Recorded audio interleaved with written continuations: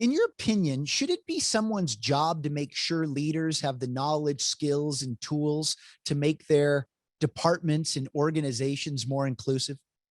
It's all our jobs. It is my job as a dean. I don't have to have after my title, Dean of Diversity, Equity, Inclusion, Social Justice. I don't need that. Just because I'm the dean, equity and inclusion is part of my job description. If I'm a CEO, equity and inclusion is my responsibility in my organization. Frontline employees, that's part of their job description, is part of what we all have to do. Just like safety, it's all of our responsibility. If we see a situation that is unsafe anywhere in our organizations, we are supposed to flag it and take care of it. The same thing with issues of equity and inclusion.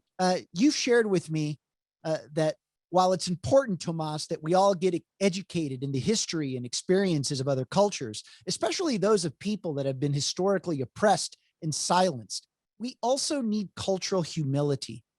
What do you mean by cultural humility, and why is this so important? I think about this experience we all have when we go through diversity training, for example.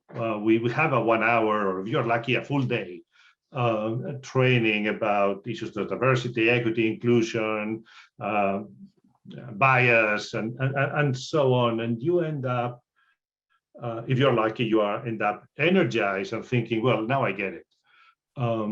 Well, this has been a very superficial learning experience. You know something. You may know something about the experience of your African American students. You may have heard maybe half an hour about the experience of the LGBTQ community. That doesn't make you an expert.